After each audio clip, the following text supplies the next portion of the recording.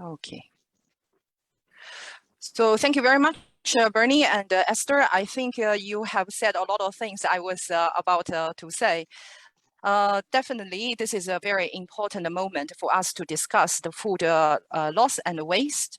And like Esther mentioned, we have to distinguish what is a food loss and what is a food waste, right? So there are different technologies and processing techniques that we can help on this issue and further contribute to the climate change. And then I will slowly come to the point. So if we look at particularly the post-harvest loss, yeah, globally, actually 45% of the fruits and vegetables are lost. And also 45% of roots and tubers are lost. And then that goes to 35% of fish and seafood. I have put up a table on the left-hand side to compare different continents and markets and where the food loss and waste are happening. So if you look at Europe and North America, these are more developed countries. You will see that the food waste and loss mainly happen that is actually have a big proportion at the consumer ends. And then, of course, there is a food waste and loss from production to retailing. So the percentage is, the difference in their percentages are rather small. However, if you look at Southeast Asia, for example, yeah, this is very obvious to us that from production to retailing, the food waste and loss is significantly higher in percentage comparing to the occurrence at the consumer end. What does that mean? That actually tells us that we really need to improve our post-harvest food loss, because normally the waste happens at the consumer end, but then the loss happens before the food will reach to the consumers. Why is that important that we need to improve the post-harvest management? First of all, from the people perspective, this will really strengthen the livelihood for the farmers and families who dependent on the agriculture for the income. Yeah, less loss and waste, less loss here, that means more income for them. And for the planet, the climate change has a strong impact on the food industry.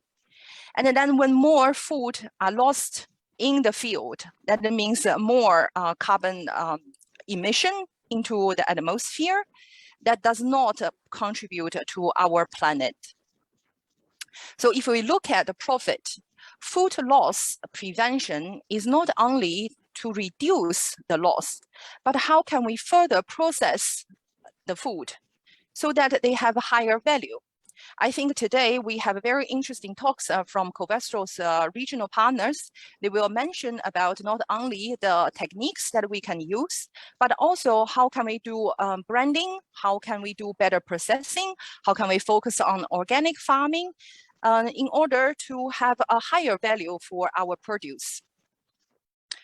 When we focus on Asia and the Pacific, yeah, 50% of the population resides in this area. But then the inefficient and inappropriate post-harvest management leads to from 20% to 50% losses along the post-harvest value chain in ASEAN alone. That is equivalent to over 100 million tons of food production loss, or roughly $5 billion of value. So what could be the solution?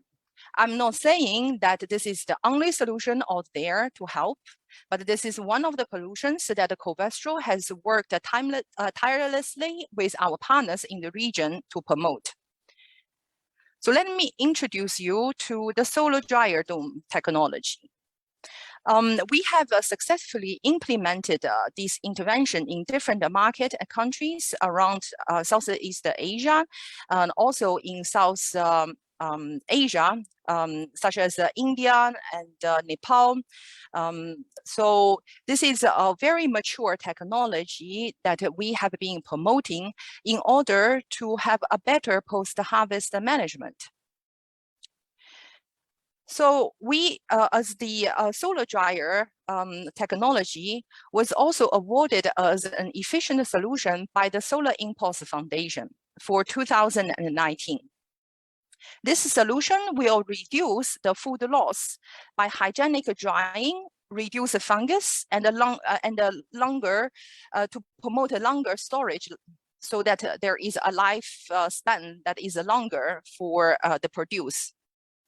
And then this will increase the dried product quality, thus value. So when you dry it in a more hygienic way into a better quality, then you will generate more value on your produce. And then that also means the increased income. Solar dryer is a seemingly very simple technology, which is also true because it is a very low maintenance required technology. So as you can see, the technology itself is an installation based on a specially formulated cement floor, which provides better reflection to the whole device. And it is covered by Covestro's material that is guaranteed for lasting at least 10 years. And then we have this iron frame to support the whole installation that is also powered through the solar panels for the ventilation system. What can the solar dryer actually do? One of the most important features of a solar dryer is improving the efficiency and the productivity of solar drying. So traditionally, we put the produce along the roadside for drying under the sun. If you compare different produce on my slides, you will see a significant improvement in efficiency. Yeah, and then you can also test the moisture content on different produce after the drying time. So we will see a significant improvement in the efficiency gain from 33% up to even 70%, depending on your produce that you are drying. So why is it important? As I have started mentioning, having a better post-harvest management does not only mean that we dry our produce and that is it. This definitely helps on the reduction of food loss. But how can we do better besides the prevention of the loss? That is to actually add value to our produce. Last 2 minutes. Okay. I think I'm okay. As Bernie just mentioned that she has been to Thailand, she has seen the product that is from dried banana with a nicer packaging, with chocolate dipping, and these are all value add to the produce. So from a single fresh banana's price to a nicely boxed a banana, there is a significant improvement in its price. So solar dryer has been widely used in different productions. I'm showing you on my screen the different samples, such as cacao. And then you can further produce or process the cacao into different end applications. And then, of course, coffee. So we have coffee farmers in Vietnam utilizing solar dryers that help them to increase the coffee beans price for 3 to 4 times higher than before. Then, of course, you can further process coffee, banana, as I just mentioned, as you can see the differences in the open air drying and also the solar drying. And then you can also process the banana into different produce. Pineapple here. And then you can make a pineapple jam, and of course, you can also make a pineapple wine, such as also mango, dried mango. I think everyone is very familiar. And also, solar dryer can be also used in high value spices, such as chili, and also seafood. So it is actually a very versatile application of a solar dryer. And then, as I have mentioned, it is only the start to reduce the food loss, but also it is the stepping stone for adding value to your for your future products, where you can also tackle not only the domestic, but also the export market. And Covestro is not only the provider for this technology, we also partner with our partners in the region to provide the capacity building. So I will hand this back to Bernie, and then I hope you enjoy the sharing from our partners in the region. Thank you.